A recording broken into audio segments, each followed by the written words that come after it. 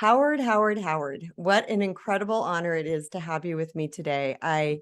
As you know, that I've been reading your book for a couple of months, and I am The Power of Discovering Who You Really Are. I want to show up to everybody who's watching this on video. And of course, I made all my little bookmark notes, and I just am so excited to get into this with you. And as I was writing questions yesterday that I wanted to ask you, I realized that you and I could have probably 5 of these interviews. Yeah. So I really hope to just dive in and really touch the surface, or not touch the surface, really just deliver some powerful, impactful points, which I know is always what you deliver every single time I talk to you. And I can already tell you ahead of time that this will be an interview that I will listen to again.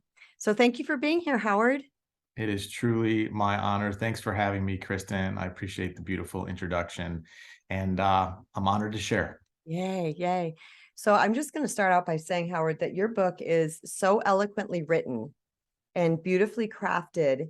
What I noticed as I was reading, and I would love to hear if this is how it really was, is it flowed from the beginning. It flowed like into who we are physically, and then it went into this beautiful flow of who we are spiritually. Like, it makes my eyes tear up just saying that. It's So like, yeah, you just gave me goosebumps from head to toe.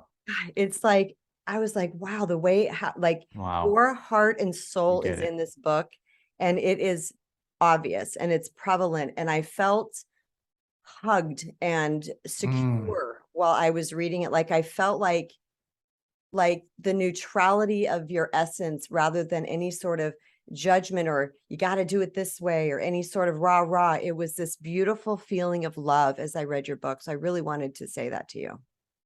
wow. Um, I have no words. I am so grateful for you, and wow, that is really you nailed it. I mean, that is the essence of what the intent was in writing it, and the intent in the structure of it, moving from the physical, ultimately ascending to the spiritual as you learn more and more of the truth of who you are. So you're dialed completely in on this book, which is awesome. And I'm going to say this too. It's really one of the greatest spiritual pieces that I have ever read. Like, it'll go in my library of one of those books that I go, okay, I'm feeling some kind of way right now, and I'm going to open the book randomly and I'm going to find the first highlighted passage that I have and I'm going to read it. Like, I've done that many, many times with my books. And I also think you're going to laugh.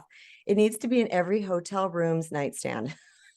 No, I know you got a virtual hug from the book, but I'm giving you one right now because I can't thank you enough for your words, and I'm just appreciative that the book found you and that we connected and that you are feeling what the intention was through the material. So Good. that's That's awesome. awesome. Yeah. I know that feeling as an author when someone really relates to what your intent was. It's like you feel like you just landed, it's Yeah, so good. So let's just yeah. dive right in. And would you mind Mhm. sharing with all the listeners and watchers who are going to see and hear this, how, like, what prompted you to write this book? So the book is the result of a massive, for lack of a better word, awakening or shift in consciousness that I had in a 6-month period from June to or July to December of 2002.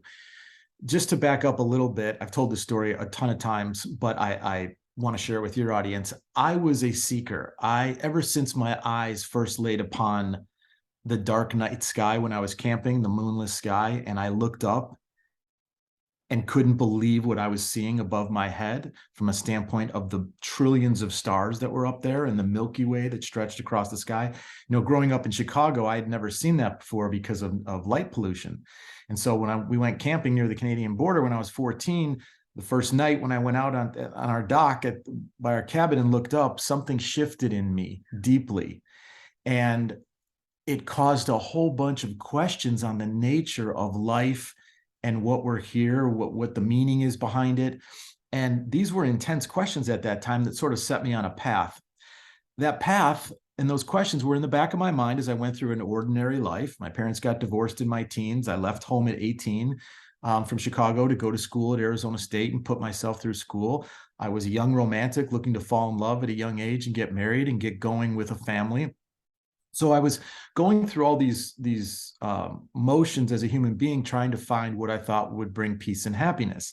I got into the financial business because, during my parents' divorce, I thought that money was the root of their problems. There were two things, really. They were married young, 18 and 20, and money was always a problem in the house. So I sought someone who was mature, and I wanted to do something in my work environment that helped me get my arms around money. So I was checking all these things off the list. Um, Met the girl I would eventually marry, and I'm married to for 28 years, and fell in love, had two children. So I was checking all these things off. But as I was checking them off, Kristen, I wasn't getting that feeling of satiation. I enjoyed the experiences and I loved my family, everything I was doing, but I couldn't take that collective breath yet. And I kept wondering why. And so I kept going up the list. I'm like, well, I haven't achieved millions of dollars yet. That's got to be it. And what happened was I realized in one instant, because I was working with so many people that had so much money who weren't happy, that money wasn't the answer. Yeah. That was the last thing on my list. I was out. I didn't know what it was anymore. Yeah. And that shook me to my core, because my whole life from that moment, looking at the stars, I thought, I'll figure this out. This is what you do to become happy in life. And then I'll figure it all out. And what was happening is the more I accumulated, the less I got satiated. Isn't And that that crazy? scared me. Yeah. Yeah.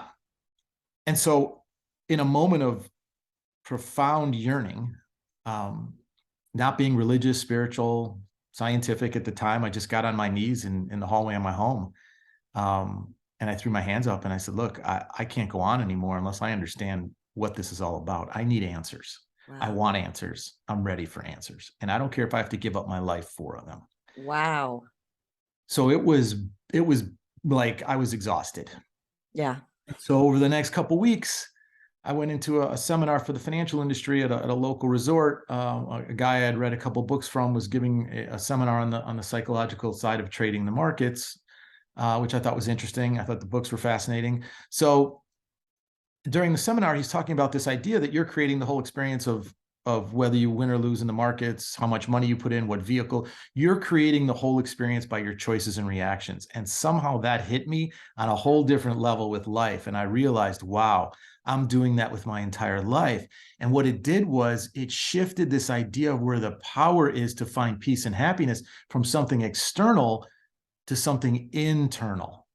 And in that moment, I took this collective breath. I was like, okay, now I know it's within me. Now I just got to figure out how. But this was enough to make me feel really good. And the second thing was, my whole life, I had felt I wasn't good enough. Maybe it was because, my father at times tended to be negative with me. And I just didn't feel worthy or good enough. And then he said one thing in the seminar. He said, well, if you could have done better in any moment of your life, you just would have. And my brain had a hard time reconciling that one or avoiding that truth. And then I was like, wow, I have been doing the best I can. That's just what I've had. And so that helped me, and that broke me free. The other thing, which is really important for people to hear, is that I connected the dots on my questioning in my hallway a few weeks earlier to what was happening in that seminar. And what I did was I thought, oh my gosh, this is the answer to a question that I asked a few weeks ago. And then it really hit me. Wow. And I was like, this is how life works. You have inquiries and questions. You seek awareness. And life will provide you that insight if you're just open to it, mindful and present. It will show up in your life. And that got me excited. I fired off a ton more questions. And over the next 6 months, information and awareness started to flood me in a endless string of coincidences. Yeah, right? Yeah. And that's what happened. And then I hit a crescendo in December of 2002 where I don't know how deep you want me to go into this, but I'll give you the short story was. Sure, yeah, please. Over this time period, I'd ask questions, and then a week later, I'd experience the answer, or 3 weeks later, or 2 days later, a comment from someone in a grocery store. And in this time in December of 2002, I was in my office at work, and all of a sudden it was like something just dropped in the top of my head, a profound insight. And I was like, whoa, that's really cool. I got to write that down. because that I know that to be true now. And I wrote it down. Before I could get the sentence done, another one hit. It was like when that first raindrop hits you Yeah. and you don't know if it's a bird or you don't know what it is happening. And then all of a sudden it starts raining, and then it was just pouring. And I couldn't write down all this information fast enough. So I ended up at the public library. I pulled a bunch of books from philosophy, religion, spirituality. And I went to the back of the library with these books, just sort of trembling and shaking, not knowing what was going on. And when I opened any book, the insight was already known. And that's when I started to just break down and cry, because my first thought was, who the heck am I? Some guy with a family in the middle of Scottsdale, Arizona. Yeah. And you're telling me I can open this book on Freud or open the New Testament or open anything and see it? That's ridiculous. I covered my head almost in this unbelievable sense of humility. Yeah. And the more I read, the more I realized that what happened was that the space between question and answer had collapsed. I had opened to so much awareness that it became what's called simultaneous awareness. And I knew in that instant, Kristen, that the rest of my life was going to be dedicated to honoring this insight, to being a good servant of the awareness and understanding. And that's how I Am was born. I decided to write. I'd never written before, but a few months later, I was journaling. This information was just pouring out of my pores, and I was journaling, and poetry showed up on the paper. Yes. And that blew me away. And so I wrote about 35 poems. And then when I was done with the poetry, I'm like, I got to write about this. And that's when my wife said, go for it. I'm behind you. There's a longer story to that, but it all worked out. And then I wrote I Am, and I've been teaching and speaking about it ever since. So that's the short story. Wow, that's brilliant. And I had chills the whole time. My face hurts from smiling. I understand so much of what you're saying. I'm also thinking, though, when you said, I'm not a writer, I'm like, are you freaking kidding me? I mean, this writing it's so profound and it's so clear. I mean, there's nothing left here where someone has to go, what does he mean? Like, it's so clear, even though the writing is exquisite, because sometimes I've heard people say this to me. They're like, I love the way you write, because you make tough concepts easier to understand. And I think you do exactly the same thing. Like, some of these concepts, the way you break them down, just make them so, is it palpable? Is that the word I'm looking for? Digestible, understandable, impactful, all of those things. Yeah. And I was also thinking the fact when you said I'm not a writer, I'm like, the poetry. And for everybody listening, when you get this book, he has poems interspersed throughout, which I have already planned that I want you to read one at the end. I won't tell you which one. Do you have a book nearby? Yeah. Okay. I got a bunch. Yeah. Okay. Because I'm going to have Howard read that, but I want to just dive into like really the beginning of this. And there's a lot, you guys. So I'm going to be, I'm going to do it in order that the book was laid out, but it's going to be, like I said, we're just going to be able to touch the surface of these things. But in your very first chapter, it is titled, You Are Energy and Matter. And I would love for you to explain to our listeners what that means. So I thought it was really important in the very beginning of the book to give the foundation of what is it that makes up every single thing that we experience in, quote, reality, right? Reality is the experience of the five senses, the sixth sense, to a certain degree, which goes actually beyond, quote, matter, is where the sixth sense lies. But I thought it was important for people to understand what turns the infinite source or the infinite expression of energy into matter. And the real important linchpin in the whole thing comes down to attention, an observer. You are the eternal observer. So what you give your attention to is what not only holds it together, but what also brings it together. And that can be positively or negatively. So it was important to give an understanding of how science has expressed this through classical physics, and more importantly, through quantum physics, the nature of how the wave of infinite possibility collapses into the particle of matter. And it was really important as a foundational element, because everything you do through the rest of the book and understanding yourself and who you are is going to relate to that attention. Yeah. And attention comes from intention. And that's where self-awareness is key. Because once you dig into your own self, you can understand what your intention is, therefore where your intention goes, therefore what you bring together in your life in terms of what matters and has impact on you. And so that first section of You Are Energy and Matter, or that first chapter, is very important in setting the tone for the basis of it. And also I wanted to, there was a thought when this occurred. There was a lot of thoughts, but Yeah, one of the it thoughts really was, do I shave my head and put a robe on and change my name and go up on a mountain? Because that was a thought, a real Yeah, thought. I But I bet it thought, you know what? That's not who I am. I'm a regular everyday person who is in love with their family, was enjoying coaching club baseball at the time with my son. And I don't want to disappear, So I thought, you know what I'm going to do? I'm going to bring this in as mainstream as possible. So to do that, I wanted to make sure I covered the information in a way where a scientist or someone who's science-minded based could Mhm. experience it. Yeah. Someone who's psychologically based could experience it, and someone who's spiritually or even religiously based could understand it without it having any sort of denigration on their paradigm of understanding. And you nailed it. If I remember correctly, there is no words that would cause separation, like God or law of attraction, or am I right with that? Yeah, There's no. yes, I was very aware of Yes, not, because the ego will take any one of those things in order to deny, right? you're And going it'll go, into my next. oh, You're going yeah. into my next question.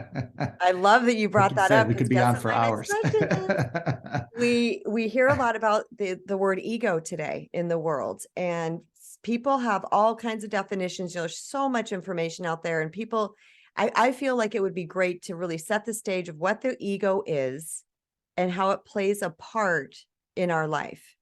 Sure. So from my understanding, and the way that I interpreted it and understood it and put it together, was ego is the bridge between your truth and the actions that go out into the world to help you seek the experience and thus the validation of that truth, so that you know I am.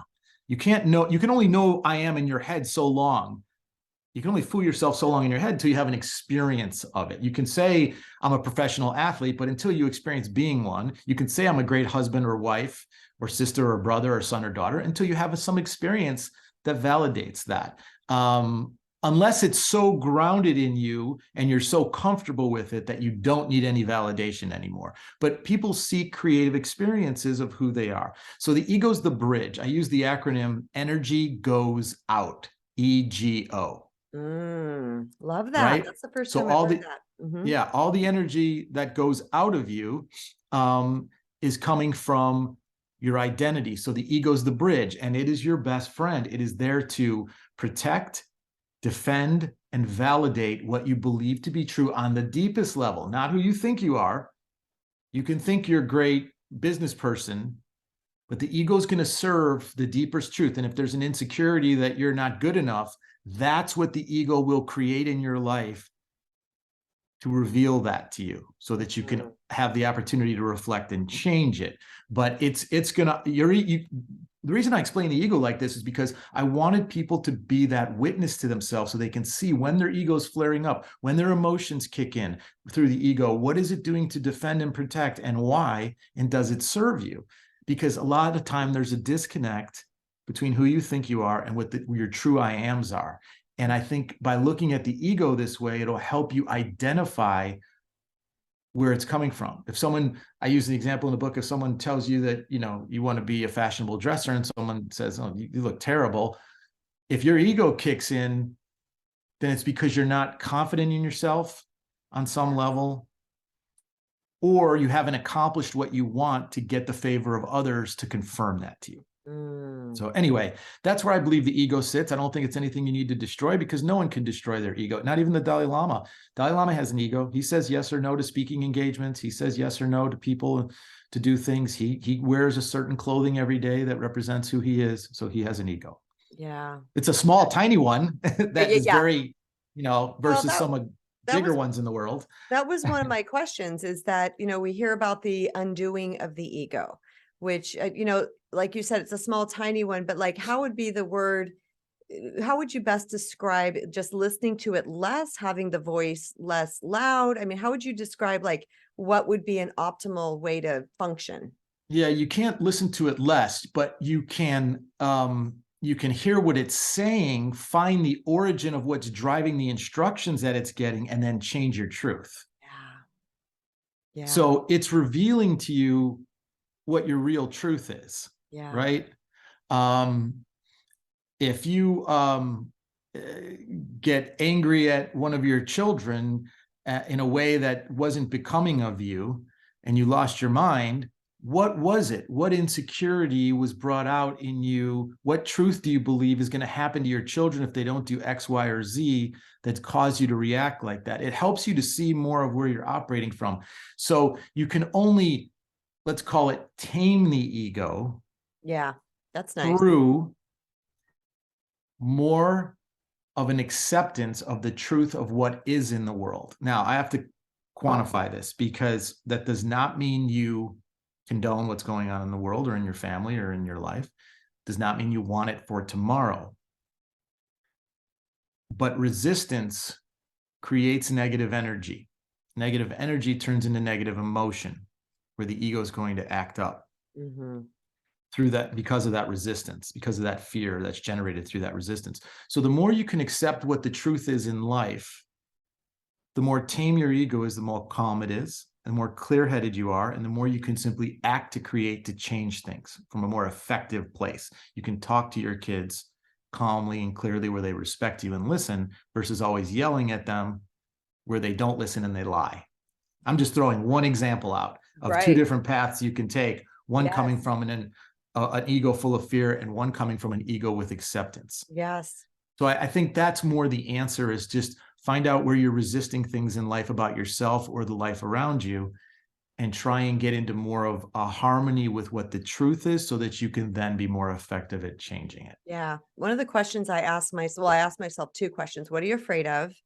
And what are you believing to be true right now? That's good. And when I asked Second one's myself, good. you know, the believing to be true right now, man, it's amazing what I come up with. It's amazing what kind of BS comes out of my head. I'm like, oh, no wonder why I'm feeling small and restricted and scared and not confident or whatever it might be, because I'm believing that little bugger right there. And is that true? You know, I start to question these things. And we talked about earlier about the awareness of the whole thing, you know, really just getting into that place of inquiry and questioning and curiosity, that I feel like we can reveal so much of what's going inside of us. If we're ignoring it, that stuff just keeps like on spin cycle, right? It's just Yeah. on buffered. It just keeps going. Well, life is here to show us what's possible. Yeah. So the Yeah. more we open to that idea that anything is possible, the less lessons we have to receive, and the more we can just create and experience life with more of a flow. Yeah. People that resist truth have more of a tougher path. Yeah, I think so as well. And which is a great segue into my next question is I wanted to talk about getting stuck in that path and what that means and how, you know, how we can get out of it. You know, some like to call it the survival mode, right? So can you share with us like what if someone feels like they're just on repeat and their life is just the same thing over and over again, they can't quite break free? What are some things that they could do? Start with I haven't broken free yet rather than can't, because can't is an idea that the ego believes to be true, that it'll keep repeating in order to validate it. Mm-hmm. So I haven't broken through yet. Yet. Number two, this comes down to will. How much suffering are you willing to take before you'll act and become vulnerable with change? And that's really what it comes down to, is this idea of change, right? Everybody gets, a lot of people, not everybody, a lot of people get comfortable with the known. And so to change and get out of the spin cycle, out of that stuckness, you have to really be ready for something different and new, which is going to make you vulnerable in certain areas, vulnerable in your relationship, vulnerable with your finances, vulnerable with your status with other people. But the true pioneers in the world that achieve greater and greater things that they desire and want to manifest are unafraid of moving out on that spectrum of vulnerability. And it always comes down to that word. We've talked about that before, actually, on the app. Is that the more vulnerable you can become, the more potential the more you increase your potential for creating what you want. And that vulnerability, the gap that helps fill that vulnerability and keeps fear at bay is faith. Mm-hmm. Yeah. And the more faith you have when you go into vulnerability, and I like to tell like my athletes or individuals going through tough situations in life that it's a win-win. And the win-win is, as you've heard many times, you're either going to get to where you want to go or you're going to learn something. Yeah.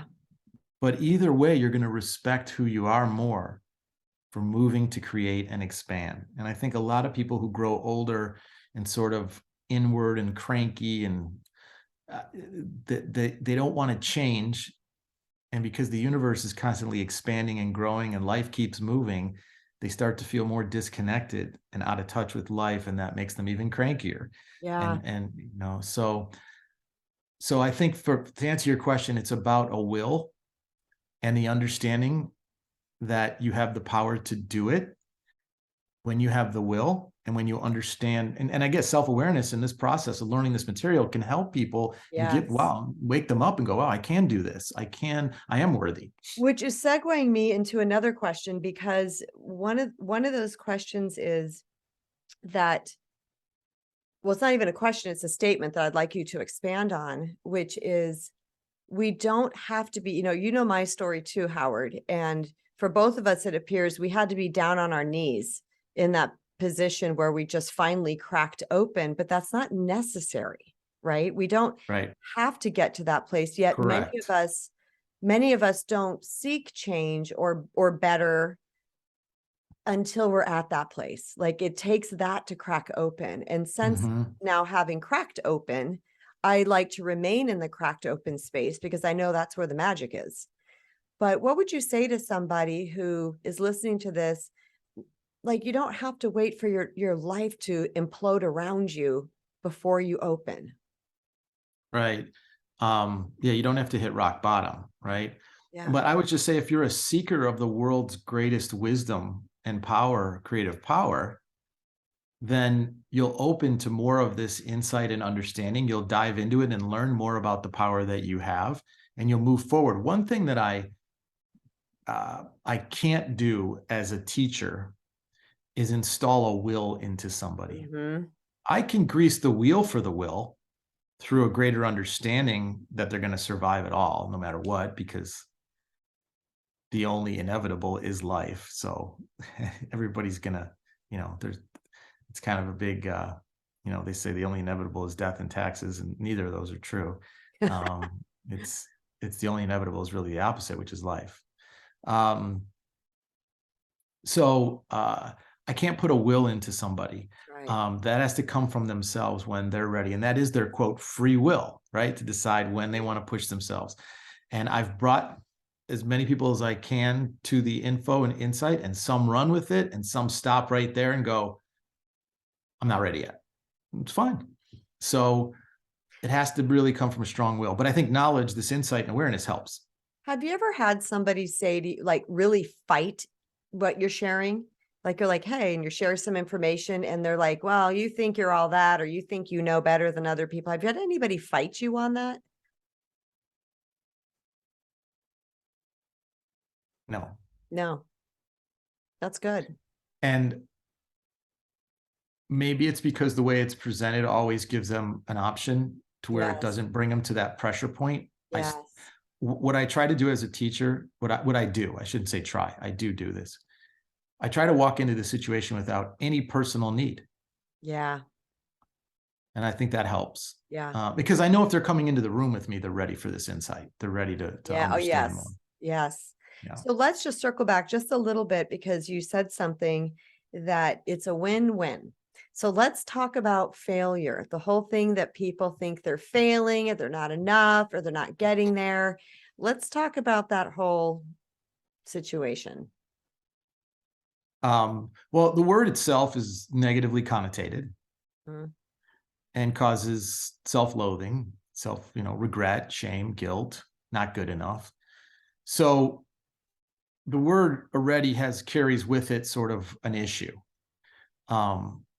I don't believe in failure as a word. I don't like the word. I like did not execute on what you wanted to, or went through a learning experience. Yeah.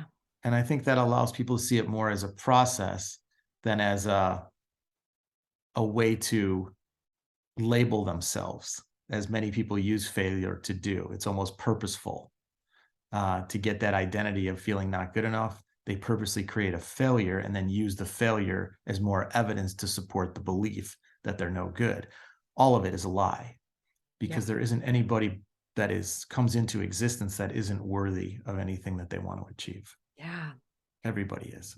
You know, what's fascinating to me is that just as an individual, I've never attached to the word failure. Like, it's never, we joke, oh, that was an epic fail. Ha ha ha. We can joke about it. But as far as me moving through life, I never thought, oh, I failed at that. I always, in my own head, I just thought, well, that didn't work. I'll try something else. Right. It's And just a softer way to explain the same thing. It didn't come together, but that word failure just goes deeper into the identity and really makes it harder for a person to dig out of it. And that's why I just don't, the word has just been kind of ruined in pop culture. And that's why I wanted to bring that up, because you're hearing this a lot out there in the world. You're going to fail. You're going to fail 10,000 times. You're going to fail. Why do we have to call it that? Because to me, like you said, it's so negative. It's like, I just think, oh, that didn't work. I'll try something else. It's kind of like if a recipe doesn't work out, oh, I put too much salt in, I'll do a little bit. I don't go, oh, that was a failed recipe. I just say maybe it was too salty, which is not normal for me because I don't salt anything. Well, I think people are, excuse me. Yeah, but oh my gosh, I'm sneezing on the truth. I think my nose has been itching like crazy. We're in Arizona, you guys, both of us. And there's allergies afoot. Yeah. But I think people are trying to use that word to help soften it when they say you're going to fail a bunch of times. So don't let the word bother you. Maybe that's why they're doing it. If you look at science, they look at failure as they get excited. They do an experiment that has a failure and they're, ooh, we failed. Why do they get excited? Because it moves them one combination closer to what might work. We can eliminate that combination. Oh, we failed. We can eliminate that combination. Let's try this. And they tweak and tweak and tweak and tweak, and boom, they get the formula. Yeah. So they look at it positively. So I want to move into emotions, because it's funny how this, it's not funny. It's like, of course it is, but it's just really flowing into each thing so beautifully, as I felt like it would. But you talked about shame and guilt and unworthiness. Those things have come up so far. So emotions is a large part of this book. And when I turned the page and I saw that that's the chapter, I was like, ooh, okay, let's dive into this, because I love the whole topic of emotions as well.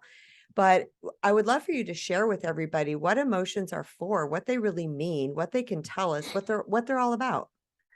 So the emotional system is designed to get excess energy out of your body and mind, either negatively charged or positively charged.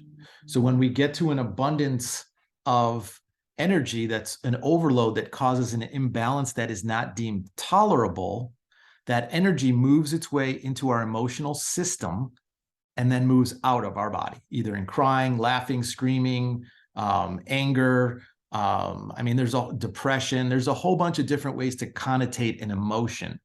But it is designed by our system to help get us back to a state of balance, because we can't survive in imbalance. Because at imbalance, we lose clarity and awareness is needed for survival. When Darwin said it's survival of the fittest, what he really meant was, if he said that, by the way, that quote may not be attributed to him, but if he did say it, the idea is it's survival of the most aware and adaptable, because change is the common thing from life. So you need awareness in order to navigate and change. So the emotional system. Say that again for the people in the back and for me. Awareness is about who can adapt and change. The survival of the fittest is about who can adapt and change the quickest. Love that. Because change is constant in life. And so you have to adapt and change. When you're in emotions, you're stuck. So for example, someone who's done really well in the real estate or the stock market and gets a huge inflated, quote, ego about it and feels like, oh my gosh, I'm going to make money forever. Let's just keep buying more properties. And they don't pay attention to the awareness that we're at a historical high and that life is about rhythms, up and down patterns. Then they're going to be buying even more and not be aware that there's any risk. And all of a sudden they're going to lose it all, because they didn't have that awareness to evaluate what the current circumstance was, because they were in too much of an emotional high. Same thing with a sports team that's really is undefeated. That's why they become susceptible to a loss, because they start to believe that they can beat everyone and expect and not play. On the negative side, it's the same thing. Someone who's had a loss of a relationship, that negativity can cause them to believe there's no one that'll ever love them ever again. And so they don't move and adapt and change because they don't believe in it, because they're only looking at one little thing out of an infinite number of possibilities. So the emotional system is key to be able to understand it so you can let it flow. And that's why it's important for males and females to allow that emotion to come out of them in a very safe and effective way. The second part about the emotions is that it's also a hint at where conflict resides in a belief. Mm-hmm. And any belief that causes resistance, it stems from a lie. Yeah. So again, if you believe because someone left you that you're not worthy of love, you're going to suffer through your emotions, because that suffering is trying to get you to a greater truth that you are worthy. Mm-hmm. But it's the only way life knows sometimes how to get you the awareness, is through suffering. Yeah. Because so anyway, so the emotional system is just key to understand it so that you can learn how to master it and be and for those that want to be in the most powerful state of awareness for most of their life, it's important to understand your emotions and how to redirect them. I love that, Howard. That is so awesome. That's so well said. There's a little part of your book that stood out to me and I loved it. I think you were golfing with a friend, and he said, so here I am, 50, well, here I was, 50 years old, divorced, broke, jobless, and living on my friend's couch. And then I highlighted, all because I was trying to do it my way. Yeah, all because I was still trying to do it my way. Yeah, and it was a Still, yeah, yeah, you know your book well, but I did say still. And he was someone that I didn't know him. He was just a single that was paired up with me and a friend of mine. And what struck me about the conversation and what caused me to remember it is that he still hadn't changed the thoughts and ideas that got him into the mess. So how was it supposed to get him out of the mess? Right. So until we're able to humble ourselves that we don't have it figured out, and we open to insight and help from others or just the universe in general, we're going to remain in that cycle of pain until it's intolerable. Yeah. But if you can learn that the universe and everything in it is here to serve you and your journey of awareness and creativity, then you can trust it more. Yeah. And you can be a little more humble through the process, which is very powerful. Yeah, I love that. There's another thing that you talked about that I love the way you outlined this. Let me find it in the book real quick. 198 is the page that it is on. An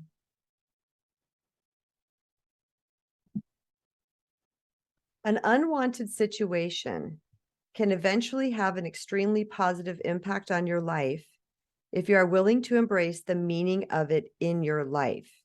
Each challenging event holds a great message for the person going through it. Before you respond, I'm going to say this was my experience, because when I went through what I call my tsunami, my listeners know what that is.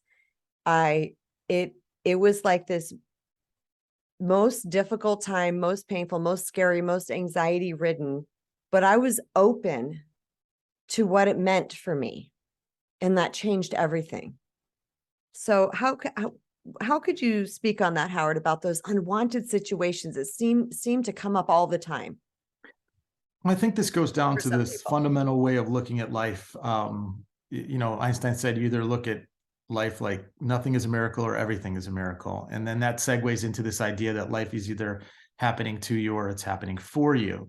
And I think when you take the latter on both of those and you say that life is happening for me, then it will help you, even though these are painful situations at first or grief-stricken moments that we all have to go through as human beings and part of life and existence. If you can look at it like life is working, divinity is working to help you learn something through the experience, then it will decrease the length of the pain that you go through and increase more of the what you can mine or nurture out of the situation for your life going forward, and help you get back into that creative, peaceful mode again quicker, rather than languishing in the resistance and the depression of what's happening. Not that there isn't a certain time everybody goes through that, but I think it's important underneath it all to see that there's something always in it for you Yeah. on your journey. And that's what really faith is about, and Yeah. trust is. But the Yeah. bigger your faith, and that could be spiritual, it could be religious, it could be scientific, it doesn't matter. But the bigger your faith and how life works, the more comfort. Yes. And that's going to lead me right into my next question. But I wanted to say to that, it was those exact words. I don't know who or what or where I heard it or read it, but it said, life is happening for you, not to you. And when I could have that mindset shift from victim, victim, victim, victim, poor me, nothing's ever going to get better, this sucks, to what is trying to be revealed here? What is on the other side of that? That was the moment that I really, like, that was the hugest perception shift in my life, where I could be like, this is for me somehow. And it was, because I was open to learning what this was all about. And that's what, became my big cracking open and my waking up, so to speak. So Beautiful. I love this. This is a great segue into the faith portion of this, because you talk about faith a lot. And like I mentioned earlier in the conversation, I love listening to Howard. I can listen to Howard all the time and just hear. I'm following you on your podcast now, since I discovered you had one, and we'll talk about that for everybody. But it's like just listening and getting those reminders over and over again about what really life has for us out there is so important. And in this quote on page 216, you say, fear is a self-fulfilling prophecy. On the other hand, faith is also a self-fulfilling prophecy, explanation point. You want That's to right. talk about that a little bit? Yeah. Again, this goes back to how we started this conversation, that your attention is what brings energy into matter. And so if it's fear-based, it's going to draw those things into your life that validate the fear. If Yeah. it's faith-based, faith meaning faith in what you can create, what you can do, what you can achieve, it's going to increase the probabilities by bringing the conditions of the circumstances around you and drawing those into you that help you fulfill the idea of what you have faith in. So life is really a self-fulfilling prophecy. And that's why it's so important to have a mindset that brings in faith, and to have a construction underneath you of what you believe to be true about yourself that allows the joy and the bliss of what that faith will bring into your life to come in. And that's why we skipped over it a little bit, but why guilt, shame, and regret is such a big part of understanding in the book, that those three things are really the biggest poisons of the mind. And there's really nothing to be guilty, shameful, or regretful about. That doesn't mean you don't have to take responsibility. That doesn't mean you don't have to learn and move forward and change. But to take guilt, shame, and regret in your life a day further is only going to poison the creative space of now. Yeah. And it won't allow you to allow what faith will bring into your life, because you don't feel you're worthy of a vessel of receiving that. But you will attach to the fear, because that's what the guilt, shame, and regret says you're worth. So that's why that's so key part of the book. But yeah, and life is a self-fulfilling prophecy. And so when you realize this, and you realize, once you figure out, wow, so what am I thinking? How am I thinking and feeling about the truth about myself? Like a computer code, what's the coding and what output is that creating? And how can I come back, look at the code and change a few things and see, have some faith in what might happen with a change in the code inside of me. So, and that to me, the code is I am. Yeah. And whatever comes from that is the core of the code. Yeah. So anyway, that's what I'll say about I love that, because, well, and of course, this is blowing my mind, because, my next question was this: what would you tell someone who feels tremendous amounts of regret, shame, and that's amazing unworthiness that for that past question is, choices? wow. Yeah, that was my next question. So Um, it's interesting how this is just flowing. I didn't even need questions. What am I even doing over here on this little Microsoft Word doc? But I would like to expand on that a little bit about truly I am. Everything that follows I am. Howard was so generous to give me a quote for my book. I said, this is what I would like, and I would like it to go right here. Could you find the perfect quote to go into my new book that's not out yet, but it's going to be, The Recovering People Pleaser. And you put this perfect little quote about I am. And there were several of them throughout here that I didn't highlight because, like I said, there's so much in this book that I didn't bring up to this conversation. But if you could just really break down I am, what does that really mean? What's the power of that? Because you said when you're feeling, when life is showing you things that you are not wanting, you can I am basically your way to a more empowered life. Yeah, by reevaluating what you believe to be true about yourself, recoding it with Yeah. new I am statements that you can embrace and move forward with every single day. But I am is life itself. You know, even biblically, when Moses asked God who he was, he said, I am that I am, which is all things infinite. And so we are, if from a religious perspective, if you're sparks of the divine, then that I am lives in you, that identity lives in you. But to me, what I am is I, meaning identity, am meaning experience. Mhm. So I must turn into am, thought must turn into reality, mind must become matter, I must become am. And so whatever your identity is, whatever you feel the truth is, and sometimes you have to dig in through self-awareness to find this, is going to what your ego is going to work for to create for yourself. So getting a hold of that identity is everything. Consciously versus allowing it to run subconsciously like it has for everybody on the planet since they were little, right? Through genetics and upbringing and nurturing and personal experience. That identity gets created before you're consciously aware of it. But when you know now that you have the power to write the story the way you want for who you are, and you have the faith to walk that identity, then Yeah. that's what brings you closer to the am that you want to experience. So that's my best way of I love explaining it. that. And I'm thinking this question came up because I hear this a lot. What if I'm saying I am statements and I don't believe them? What if I say I am successful? I am gorgeous. I am liked. I am whatever someone might be coming up with. What if they say I'm saying those things, but I just don't believe them? It's not working. Well, we can fantasize all we want. I mean, that's part of life. You can fantasize, but a dream without real belief behind it's only going to remain a dream, right? Beautiful. So, Got to so embody it, right? We have to yeah, and so embody many it. people go through the motions, just go through the motions of stating I am statements, but their inner soul has no agreement with that whatsoever. They're fooling themselves into believing that they're adopting those things.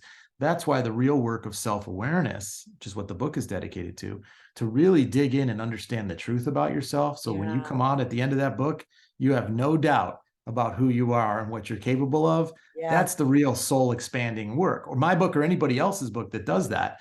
So, yeah, a lot of people go through the motions with journaling and stuff, but you have to look at those words, say it, and it has to resonate. It's such truth Yes. that you don't feel you need to say it the next day. Yeah. I say it's bringing it from here to here.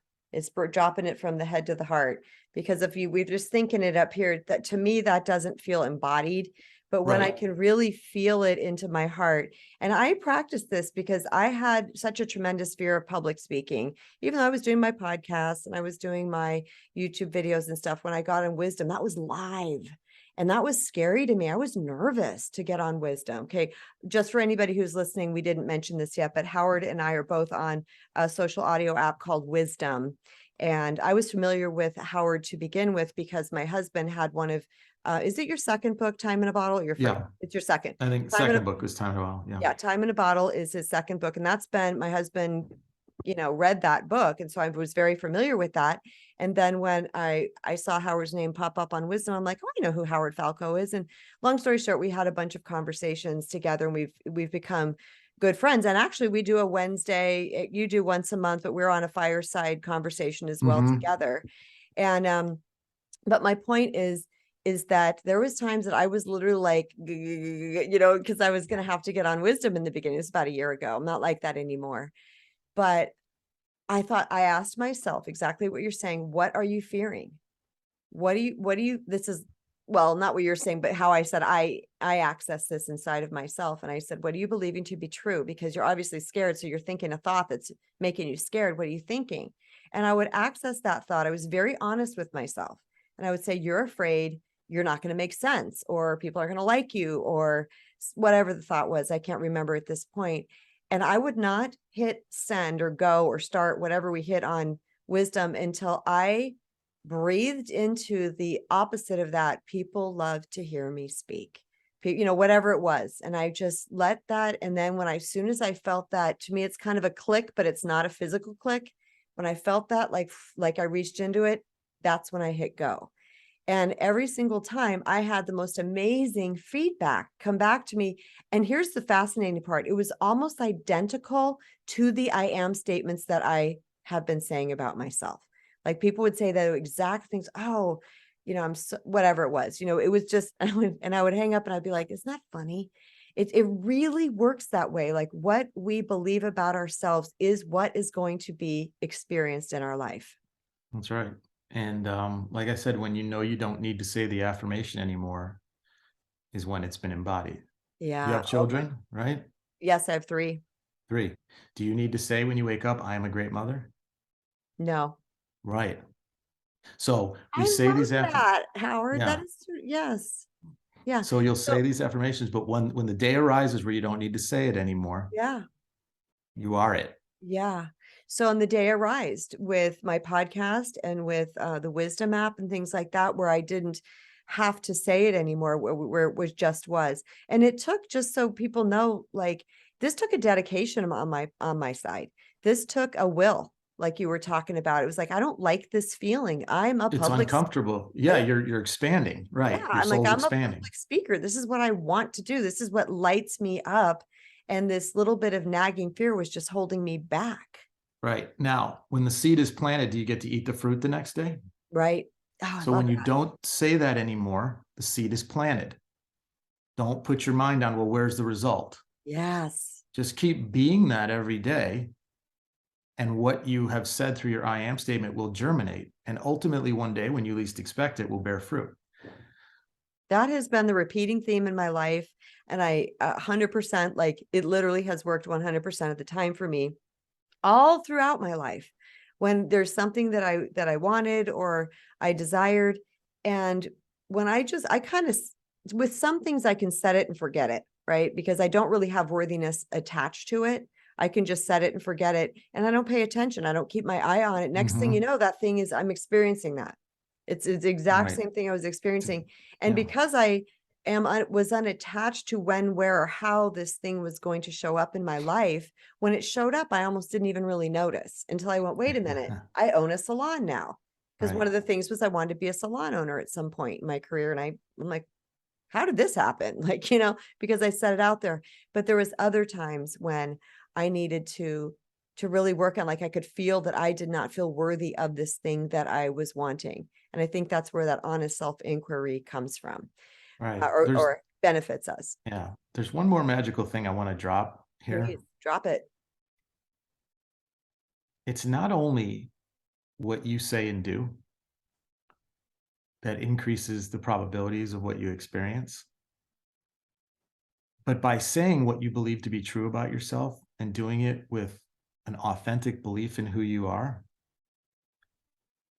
life is going to start to nurture that into being, Mm-hmm.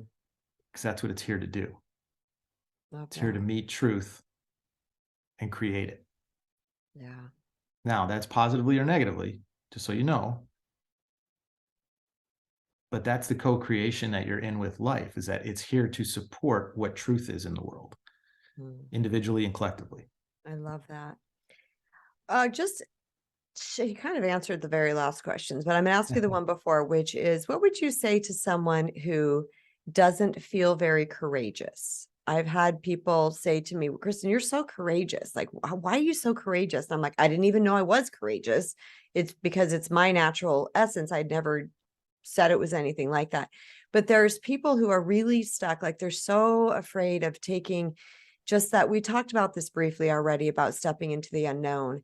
But I think it's something that returns and returns and returns from people, is that having the courage to go where you don't yet know how it's going to turn out and having that faith to do so. Right. Well, courage is a result of faith. Faith is a result of awareness. That's a bomb. So if someone doesn't have courage, it's because there is more fear in the projection of what the step forward means than there is faith. Makes perfect sense.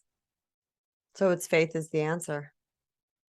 But faith brought, I don't like blind faith, Yes. although that's a big thing in life. Blind faith, let's make sure we understand that. Blind faith means without seeing what's coming, you have faith in it. But I like faith that is constructed from a foundation of understanding the purpose and the intent of you and the purpose and the intent of life. When you know that at a very deep level of understanding and awareness, faith is.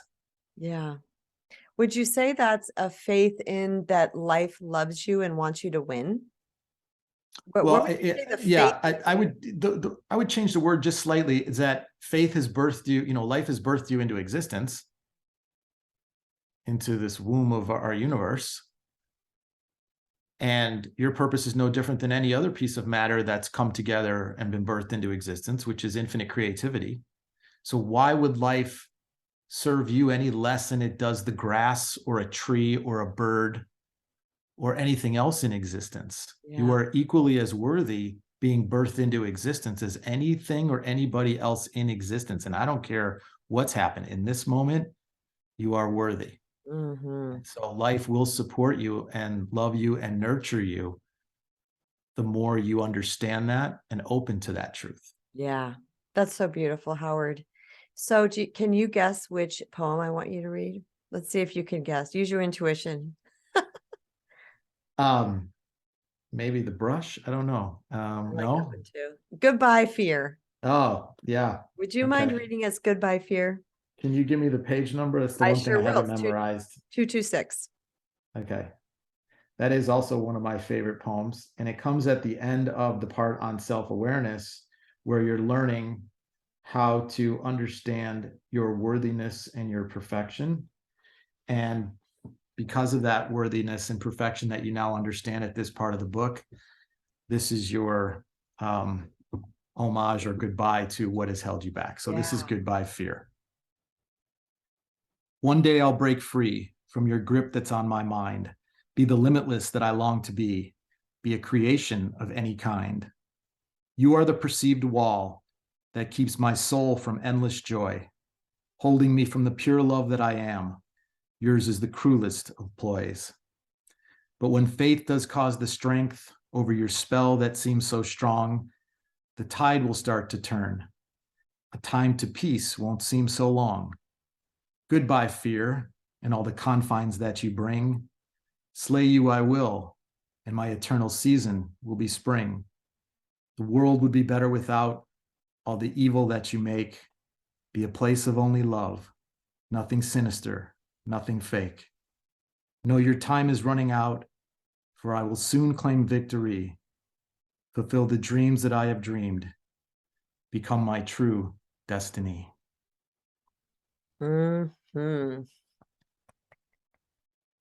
Beautiful. God, that felt so good. Howard, this has been just, my face hurts from smiling. This has been absolutely just so juicy, so delicious. I felt every word that you said. I cannot wait to share this with everybody who's going to consume it. And I would love for you to tell everybody how they can get a hold of you, follow you, where they can find I Am, and Time in a Bottle as well. Sure. First of all, Kristen, thank you to you for having me and hosting me here, and for everything that you do in the world to put out your incredible heart and love that you do every single day. I appreciate who you are. So thank you. And for all the incredible accolades on the book. Thank you. So my websites are howardfalco.com, where there's videos and information about my work with private session work and speech work. The books are on Amazon, Barnes & Noble, and any independent bookstores. They are I Am, The Power of Discovering Who You Really Are, and Time in a Bottle, Mastering the Experience of Life. And I'm currently writing a third book, which I'm hoping to have out next year, which I'm very excited about. And then I have a sports site for the sports work that I've done in the world with professional and college athletes and elite high school athletes called totalmindsports.com. And then I am on Instagram, Facebook, TikTok, and all the mediums where I share this wisdom. And then also the last thing is I have a podcast that I have 18 episodes out called The Guru. And the tagline is "The true guru is always you." Amen. I loved that. When I saw that, I was like, oh my gosh, it said the guru. And then I saw under it, the true guru is always you. It throws people off, but it's intended to do that because I Yeah. want them to pay attention to what I'm really saying, Yes. Yes. So. And I didn't know you were on TikTok. I got to go jump over to TikTok and follow you. Thank you again, Howard, for being here. So much love to you. My pleasure. Much love to you too. And thank you very much, Kristen.